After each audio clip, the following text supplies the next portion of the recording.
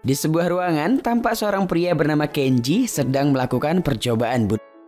Satpam kantor yang melihat itu lalu menghampirinya. Itu adalah bayangan pria 3 jam yang akan datang. Namun nyatanya ia tidak benar-benar. Kenji memang sudah menggantung lehernya di tali, namun suara bel pintu membuatnya berhenti untuk bunuh. Ternyata yang datang adalah saudaranya yang merupakan anggota Yakuza bernama Yukio dengan membawa beberapa hadiah untuk Kenji. Yukio mengejek Kenji karena melihat tali gantung diri tersebut. Ia pun menghampiri tali itu dan tertawa melihatnya, lalu mengomel dan berkata jika tindakannya terlalu bodoh. Jadi diketahui Kenji adalah pustakawan asal Jepang yang bertugas di pusat kebudayaan Jepang di Bangkok.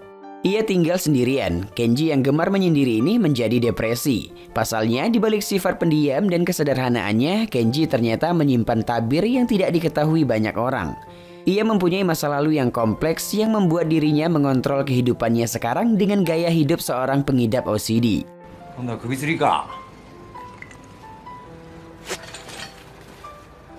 Selanjutnya, kita diperlihatkan dengan seorang wanita bernama Noi. Ia hidup bersama adiknya yang masih SMA bernama Nid.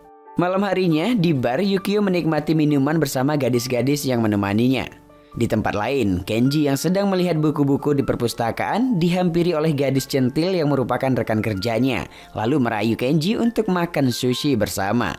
Namun Kenji menolak karena ia alergi seafood. Di sebuah ruang ganti klub malam, Noi sedang mencari adiknya, Nid, yang bekerja di sana sebagai teman para pak tua yang jelalatan. Kemudian setelah ketemu, menyuruh adiknya yang bernama Nid itu pulang dan menariknya dari sana. Kemudian di sebuah bus, Kenji membaca buku yang berjudul The Last Lizard. Lalu seorang laki-laki paruh-baya bertanya kepada Kenji, apakah ia berasal dari Jepang? Di sisi lain, Noi dan adiknya berjalan menuju rumah. Noi mengomeli adiknya itu karena ketahuan telah tidur dengan John. Asik bertengkar, Noi pun menurunkan Nid di pinggir jalan. Kembali kepada Kenji, karena lelah mendengar pria paruh-baya itu berbicara, akhirnya ia turun dari bus. Saat di jembatan, Kenji menatap pemandangan malam di sana dan sedikit merenung tentang hidupnya yang begitu kesepian. Ia menjatuhkan sebuah jeruk dan berandai-andai jika itu dirinya. Ia berdiri tepat di tepi jembatan itu untuk berniat bunuh. Di sisi lain, Nid yang melihat Kenji di pinggir jembatan memanggilnya untuk mencegah Kenji yang ingin bunuh. Saat Kenji menoleh ke belakang, sebuah mobil kencang menabrak Nid hingga membuat Nid tewas di tempat. Noi yang melihat itu tentu sangat syok dan kaget. Kemudian ia membawa adiknya ke rumah sakit ditemani oleh Kenji. Sesampainya di rumah, Kenji mendapati sebuah kotak di atas meja. Dan saat ingin membukanya, Yukio datang membawa seorang teman yang bernama Takashi. Setelah menyiapkan minuman untuk mereka, Kenji kembali ke kamar dan membuka kembali kotak kado tersebut. Dan menemukan boneka yang berisikan pistol di sana. Lagi-lagi Kenji mencoba untuk bunuh. Namun kembali digagalkan oleh suara jeritan Yukio yang ingin ditembak oleh Takashi. Dan dor, Yukio pun tewas.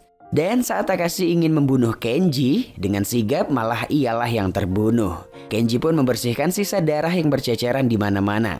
Lalu meletakkan mayat keduanya di dalam laci ruang baca Kenji. Jadi alasan Yukio dibunuh adalah karena ia telah meniduri anak dari bosnya Takashi. Setelahnya rekan kerja wanita yang waktu itu datang ke rumah Kenji lalu berniat mengajaknya keluar. Namun saat ia melihat Kenji didatangi oleh seorang wanita cantik dan lebih muda yaitu Noi, kemudian ia pergi meninggalkan mereka. Saat di depan lift, Noi mengembalikan tas Kenji yang tertinggal. Flashback ke masa di mana adiknya kecelakaan. Adiknya yang tewas ditabrak mobil itu masih sangat membayang-bayangi di pikiran Noi. Kemudian setelahnya, Noi dan Kenji pergi ke restoran untuk makan malam. Kenji dengan gaya elegannya menyantap makanan itu, sedangkan Noi secara gerusukan menikmatinya. Tampak jelas sekali jika Kenji adalah manusia yang sangat bersih, berbeda 180 derajat dari Noi. Keesokan harinya, Kenji datang ke rumah Noi yang sangat kumuh dan berantakan. Ia yang tidak biasa dengan situasi itu agak sedikit canggung. Noi kemudian memulai percakapan dengan bertanya apakah Kenji bisa berbahasa Thailand, lalu menawarinya pizza dan bir. Kenji yang melihat semua barang berserakan itu agak risih dan membantu membersihkannya dengan mengumpulkan semua piring yang kotor di sana. Ia juga melihat kulkas yang amat jorok, lalu merapikan beberapa barang saat Noi mandi. Kemudian saat melihat pisau yang ada di dapur Noi, terdetak hatinya untuk lagi. Lalu ia dikagetkan oleh bel rumah Noi yang berbunyi, jadi ia tidak sempat deh untuk bunuh. Saat itu Noi berniat mengantarnya pulang karena ia akan keluar sebentar untuk membeli sesuatu. Beberapa saat kemudian Kenji mengangkat telepon yang berdering di rumah Noi dan diketahui yang menelpon adalah seorang laki-laki bernama John yang kerap memanggil nama Noi. Kemudian Kenji menaiki tangga lalu masuk ke sebuah ruangan yang amat berantakan. Dan ia juga menemukan semua bekas baju sekolah Nid. Noi yang baru saja tiba menggertak Kenji karena masuk ke ruangan pribadinya. Lalu seketika mengusirnya dari sana. Noi pun kembali bersedih teringat sosok adiknya itu. Setelah itu Kenji pun pergi meninggalkan rumah Noi. Noi yang bersedih tadi turun dan membasuh mukanya di wastafel. Ia melihat semua piring telah dicuci bersih oleh Kenji. Dan kemudian mengejar Kenji yang telah pergi untuk memberikan sushi yang mahal. Ia pikir Kenji sudah tidak ada di sana. Namun nyatanya Kenji malah terbaring di bawah mobilnya. Lalu mereka kembali ke dalam untuk makan sushi. Tiba-tiba Kenji memuji Noi dengan berkata, "Cantik sekali." Noi hanya tersenyum tipis mendengarnya. Hari itu mereka banyak mengobrol dan Noi mengatakan ia akan ke Osaka, Jepang hari Senin yang akan datang. Makanya ia banyak belajar bahasa Jepang sekarang. Kemudian John ingin datang ke rumah Noi, namun ditepis oleh Noi karena ia ingin keluar saat itu untuk mengantar Kenji pulang. Scene beralih ke supermarket. Kenji membeli semua peralatan kebersihan untuk berniat membersihkan rumah Noi karena ia sangat tidak tahan melihat rumah yang kotor. Saat di perjalanan pulang, Kenji menceritakan bahwa di rumahnya ada 2 mayat. Makanya ia pengen menetap di rumah Noi sampai Noi berangkat ke Jepang. Sebelum sampai ke rumah Noi, mereka bersantai di tepi pantai sembari bercerita tentang adiknya Nid. Usai makan malam, mereka pergi bermain time zone. Sepertinya kehadiran Kenji sedikit mengurangi kesedihan Noi atas kepergian adiknya. Lalu mereka semakin hari tampak semakin akrab. Saat asik mengobrol, pandangan John yang berada di mobil sangat tajam melihat Kenji dan Noi yang sedang bersama. Kemudian setelahnya mereka kembali ke rumah Noi dan menonton bersama. Saat itu tiba-tiba Noi agak mengantuk dan rebahan di pangkuan Kenji. Di pagi harinya, Noi membakar semua baju SMA adiknya. Sementara Kenji mencuci celananya yang basah terkena noda. Ileran Noi kali ya.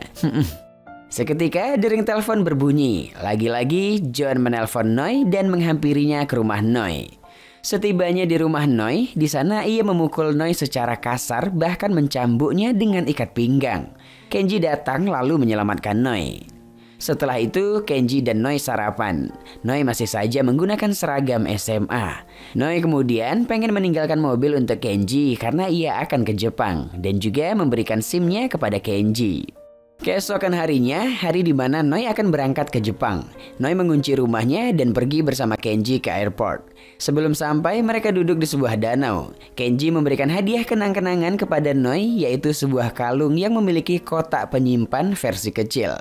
Beralih ke mobil, asik mengobrol panjang, tiba-tiba Noi mencium pipi Kenji dan bersandar di bahunya. Setibanya di airport, salah seorang pria berkacamata bernama Tajima tampak ingin membunuh seseorang. Ternyata diketahui yang ingin mereka bunuh adalah Kenji. Scene kembali kepada Kenji yang telah tiba di rumahnya. Dengan segera Kenji mencari paspornya dan pergi dari sana. Sebelum keluar, ia masih menatapi semua buku-buku di rumahnya itu dan menendang hingga membuatnya berantakan. John lalu mendatangi rumah Kenji. Saat itu Kenji tengah buang air besar. Namun di sisi lain Tajima dan anak buahnya juga mencari Kenji ke rumahnya. Mereka tidak melihat apapun namun mencium bau mayat busuk di sana. Dan ternyata mayat itu berada di bawah meja Kenji. Tajima dan anak buahnya membunuh John karena mengira itu adalah Kenji.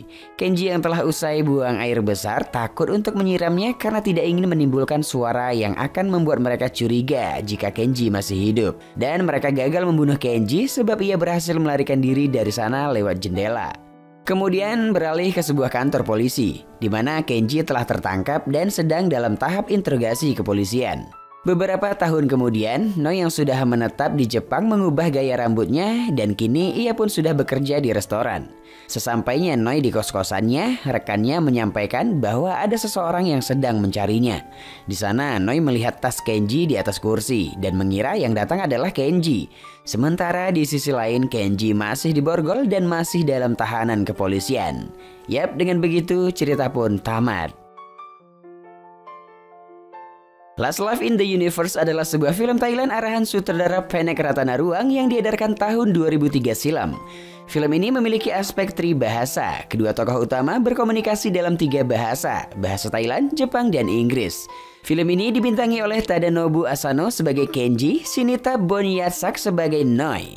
Dari film ini terdapat pesan moral yang bisa kita ambil, yaitu tetaplah meneruskan hidup meskipun satu persatu orang yang engkau sayangi akan meninggalkanmu. Karena berada dalam keterpurukan secara berlebihan akan membuatmu mendapat gangguan mental. Dua pemain utamanya dapat dikatakan berhasil membentuk chemistry yang lumayan apik. Dikemas secara artistik, dalam film ini Ratanaruang menyisipkan beberapa adegan surrealis dan sinematografi yang menawan. Membuat film yang boleh dikata minim dialog, arahan Ratanaruang ini memiliki mutu di atas rata-rata. Last Life in the Universe tidak mencoba untuk menjadi film yang sempurna, namun justru disitulah letak daya tariknya, di mana tema kekosongan yang dirasakan oleh para tokoh sentralnya dapat hadir secara gamblang di sini. Namun di scene akhir tidak diperlihatkan apakah Noi bertemu dengan Kenji saat itu. Itu membuat para penonton penasaran dengan alur yang tidak memiliki akhir.